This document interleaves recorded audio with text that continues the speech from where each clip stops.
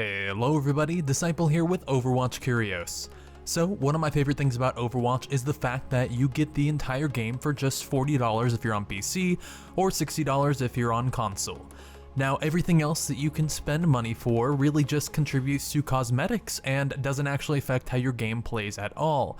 Every single hero is unlocked and there's no sort of weapon or armor modifications that you can get that improve your gameplay like there are in so many other pay-to-win games. Of course, you gotta pay to play Overwatch, but once you've done that, you're on the exact same playing field as someone who spent $2,000 on it or someone who's been playing it for 2 years. But the cosmetic reward system is actually a little bullshit, so I'm gonna talk about that. Now, don't take this as too much complaining, since of course I do love that you can play the entire game, but the fact that this cosmetic reward system exists and that it rewards you in such a poor way is actually a pretty hot topic for discussion at the moment. So I've had a few experiences with the Overwatch reward system that have really helped me to see just how flawed it is. Now, the first time was definitely the worst, and fortunately it's been fixed, but it was actually the Summer Games event from 2016. Back then, you couldn't purchase any of the event skins. You could only open them in the event-specific loot boxes, so unless you got super lucky to get the skin you really wanted, then you just had to kind of get whatever you were given and deal with that. Of course, later they introduced the system of paying 3 times what you'd normally pay to unlock them, and while this did fix one problem, it actually introduced quite a few more. So back in the beta, I actually had a lot of fun seeing how much you could unlock just by playing the game a lot, since you couldn't actually buy anything in the store back in beta, and it turns out that the drop rates were actually way higher back then. By the time I was level 100 in the beta, I had unlocked a legendary on almost every single character in the game, and on plenty of the heroes I had multiple duplicate legendaries as well. Now, the drop rate has decreased significantly in the live game, but I still wanted to see how much I could get just by playing the game for free, and so I didn't actually buy any Summer Games loot boxes, and instead I just unlocked what I could when I played. I had just hit level 100, so I had just restarted the amount of experience I was gaining at the time, and I was getting a ton of loot boxes, but unfortunately I never unlocked the Zarya skins, and to this day those are the only 2 Zarya skins that I do not own. These 2 skins also just happen to be the only good Zarya skins ever made until the recent anniversary event, and for a Zarya main, it felt really bad to not get them. While I was getting a few other legendary skins for different characters, I could not buy the one skin that I wanted. Now, on the other side of the coin, if you have someone who is willing to spend money to get one of those skins he wants, take Taimu. Taimu really wanted the America McCree skin, where he has the sweet American flag gun, and it only costs him the low price of $160 worth of boxes. He had to open 200 loot boxes, or somewhere between 160 and 200 loot boxes, until he finally opened that skin. But until then, he couldn't craft it. He just had to keep opening boxes until he got it, and he had to spend so much money just to get the single skin he wanted. Now, this seems a little ridiculous, and it seems like this might not happen nowadays, but if you take the expense of the most recent expansion, it's pretty crazy. So I opened some boxes on stream, and I wanted to try and unlock the entire expansion because I thought it'd be fun to see all of the skins, all of the dances, and all of the cool new things that came out. I originally was going to open 100 boxes on stream, which costs $80, but in the end, I actually didn't get nearly the whole event. Once I spent another $40 on boxes, so a total of $120 and 150 boxes, plus some boxes that I earned through playing and through the arcade, I was able to not even get every single legendary skin and dance in the game. Instead, I had to spend all of the gold that I got from duplicates, not only from this event, but from the previous event, to unlock 3 legendary skins and almost half of the dances that were out there. In fact, when it came down to it, I didn't even have enough credits to unlock the final dance, so I have 23 dances for heroes, but I don't have Soldier 76s because I just flat out ran out of credits to buy them with. Now this seems maybe a little ridiculous if you guys think that 150 boxes is not enough to get the entire event, especially when there are 4 events every single year, and while you might say that the normal player might only want 1 or 2 skins for their favorite heroes as well as the emotes and the like, that makes sense. Not every single person has to unlock the entire event. But the issue is, when someone wants to unlock the entire event, should it cost over $100 on a game that costs $40 to buy?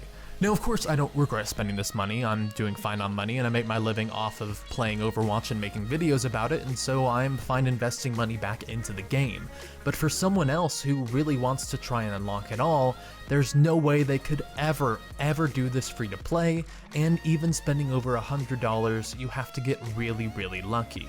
Now, a couple things contributed to making this last event so damn expensive compared to the others. One of these reasons was that every single new skin was a legendary. There was not a single rare or epic skin introduced. And in the past, there have been some really cool epic skins that have been introduced during the events, and I feel like we really missed out on that this time. The fact that there were so many dances released as well, and the fact that they all shared the same rarity, meant that we got duplicate dances so often, and it was really difficult to get a bunch of unique dances once you had opened more than 6 or 7. Statistically, the more you open, the more likely you are to get a duplicate, and so once you're reaching up to 24 heroes, you're actually really unlikely to get a new dance at all, and you're gonna have to craft it for a very expensive price. And that brings me to the next reason, the fact that the pricing for these event skins is actually incredibly high. At the time when they first introduced it, we were all pretty much fine with it, simply because of the fact that the Summer Games event, you couldn't actually unlock anything unless you happened to open it. So now that we were able to craft them ourselves, we were perfectly happy with that, even though it cost 3,000. At the time we thought, well, I have 3,000 sitting around, I can get 1 legendary skin, and that's cool. But now think about it. When you get a duplicate legendary skin, you get 200 credits. You don't get 500 credits like you would if you got it in a box, and you don't get 1,000 credits like the worth of an actual legendary skin. You get 200 credits. So fine, you get 5 duplicate legendaries, and you can craft 1 normal legendary. Well, that actually sounds really shitty considering the drop rate for legendaries is relatively low, and so that's a lot of boxes opened just to get 1 legendary. But then take an event legendary. Well, it takes 15 duplicate legendaries of both event legendaries and normals in order to get an event legendary, and that is just insane. It makes duplicate legendaries feel so absolutely terrible when every time you open a legendary from a box, it should feel pretty awesome. Honestly, I'm gonna go ahead and say that Blizzard really fucked up when it came to the satisfaction and reward of opening up loot boxes, because honestly, once you open a certain number, and it doesn't even have to be very high a number, every single loot box feels like a chore and you go in expecting to be disappointed, and that should never be how it feels. Every single time, you should be excited for what you're possibly going to open, and when you see that yellow coin flip up into the air, knowing you're gonna get a legendary, you should be excited about it, not just thinking, oh great, it's an event, but I just got Jester Junkrat for the 6th time, which has happened to me more than I would like to count. So, how are you gonna fix it? Oh, well, they reduced the duplicate rate in boxes. Okay, that's pretty cool. Now the question is, can you still get duplicate legendaries in boxes? Why, yes, you can. Will opening duplicate legendaries feel any less shitty now? Well, we're not 100% sure, but we were told that boxes that contain credits will now contain more credits to make up for the fact that you get fewer credits through those duplicates, since you won't get as many duplicates overall.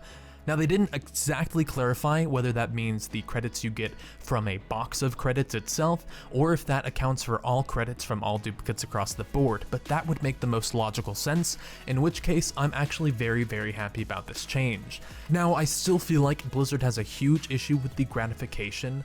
Opening a legendary should never ever feel bad, and I still feel like getting a duplicate legendary won't be great unless it gives you a significant portion of an event legendary, and even if they increase the duplicate legendary rate, say to 500, you'll still need 6 of them to get a single event legendary. Now, while that'll be better than before, and people are still gonna buy boxes, it's still not what I'd like to see. I think that you should be excited every single time you see that yellow coin, and anytime you don't, I think that's Blizzard messing up big time. Now, the obvious response there is, why would Blizzard take away duplicates altogether when they clearly make more money off of them since people have to buy more boxes? And you would definitely be right. But Blizzard did just take away duplicate legendaries out of Hearthstone entirely. Now, Hearthstone is Blizzard's biggest cash cow, and it rakes in tons of money from all of the new content every single year, and people have been complaining about the cost of packs and the amount of duplicate legendaries they've gotten for quite some time, and now they're finally capitulating and making so that you can't get duplicate legendaries in packs ever again. Now, why can't they do this in Overwatch? Well, one reason could potentially be that all the legendaries in Overwatch are of course just cosmetic and don't affect the game, as opposed to Hearthstone where you need legendaries to be able to build most decks. Now don't get me wrong, I'm really happy that Blizzard is taking a step towards better gratification and a better user experience for opening loot boxes, and I really hope this does bring down the price of future events, because honestly, I'm not going to spend $120 on 4 events a year. But if I can just open up 100 loot boxes here and now and get every single skin that I want, I would feel great, and I will continue giving Blizzard my money. But what do you guys think? Do you guys think that the events are way too expensive, or are you guys fine with where they are since you can get just a few skins that you want? I'm really curious if you guys are whales, if you guys just like to grind loot boxes, or if you really don't care and you just get a skin or two for the heroes you like. I always love hearing from you guys, and I also love it if you could subscribe to the channel for more videos in the future. That's all from me. I'll see you next time. Peace.